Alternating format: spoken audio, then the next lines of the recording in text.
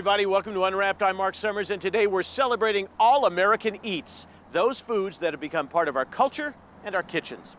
When it comes to all American treats, you probably don't think of Turkish taffy, but let me tell you, when I was a kid, this was my favorite candy, Bonomo's Turkish Taffy. I've just rediscovered them. They've got such a history, you won't believe it, so take a look. Give it a snack, Bonomo. Give it a crack, Bonomo. Then lift up the flap, strip off the wrap, and hey, away we go. This vintage taffy dates all the way back to 1911. Not so fast, partner. What are you up to? They would smack it with a hammer, take the pieces, put it in a bag, and sell it by weight. And that's the way Bonomo Turkish Taffy was originally sold. Bonomo is as retro a candy as you can get. It really is the epitome of Americana. But it's not your typical taffy. It stands on the edge of being a hard, brittle candy, and it stands on the edge of being a very soft candy. Which means you can crack it apart and melt the pieces in your mouth, or you can warm it up and stretch it out. Just from the warmth of your hands, they become something that's very, very pliable. Believe it or not, candy maker Herman Herrera created the Turkish taffy by accident. One day he was making a marshmallow batch of candy and made some serious mistakes and decided that he was going to take this mistake and make it into something, and that's how Turkish taffy was initially made. They called the taffy Turkish for marketing purposes, but here's something that might surprise you. This taffy is actually not taffy at all.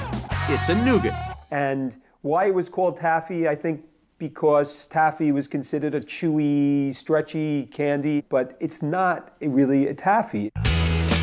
Bonomo Turkish Taffy is made by the Worrell Classic Caramel Company in York, Pennsylvania. They have 4 flavors: vanilla, chocolate, strawberry, and banana. And because of its distinctive properties, it's a very tricky recipe to follow. It is an extraordinarily difficult candy to make.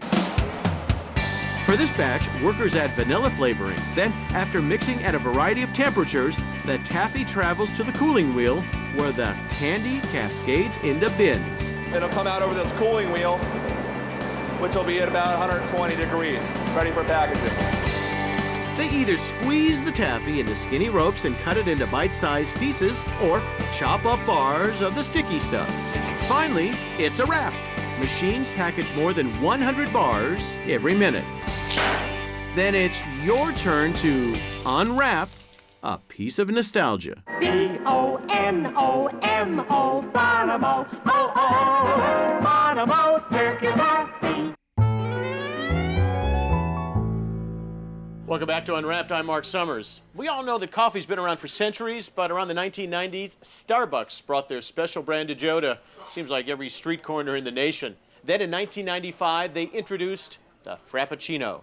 Sounds like an Italian drink, but it's American-born and now an American favorite. Get this, next to oil, coffee is the biggest industry in the world of foreign trade. And there's one coffee company that has a global presence with roots right here in America. Starbucks started in 1971 with a store right here in Seattle in the Pike Place Market. Starbucks is now in 53 countries around the world. Starbucks has over 11,000 stores and kiosks in the U.S. Popular Starbucks coffee flavors include mocha and caramel. And their #1 seller? I just get a grande extra coffee caramel frappuccino. Frappuccino has its origins in the early 90s in the Ventura Boulevard store down in California, where customers really wanted their coffee, but they wanted something cold and icy for the summer hot days. To make a Frappuccino, baristas blend milk, espresso, ice, and flavored syrup. And we've introduced over 40 flavors since Frappuccino was first launched in 1995. But do you know where their flavors come from? Only a few people here in the building can get into this room.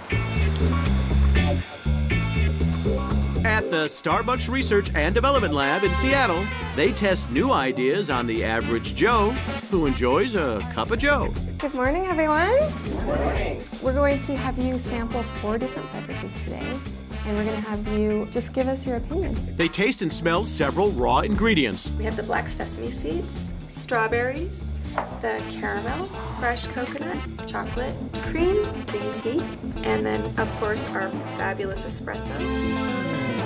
And most importantly, the tasters comment on specific flavor profiles of each drink. It was more sweet than I expected. It stood out. It was a really powerful coffee taste, and I loved that. Researchers even watch the tasters' reactions. It often takes a year of tweaking the recipe before Starbucks launches a new flavor, like the extra coffee caramel frappuccino. So what makes this frappuccino different from the rest? We use a blend of espresso roast and Italian roast. To this double dose of coffee goodness, they add fresh milk, caramel syrup, ice, and frappuccino base to hold it all together. Then they blend it and top it with real whipped cream and buttered caramel sauce. Starbucks brewed up the ultimate sweet spot for people to sit and sip. Yesterday I went twice in the same day. And it helped turn America into a coffee-loving culture. I come to Starbucks every day. It's in my routine, and I never miss it.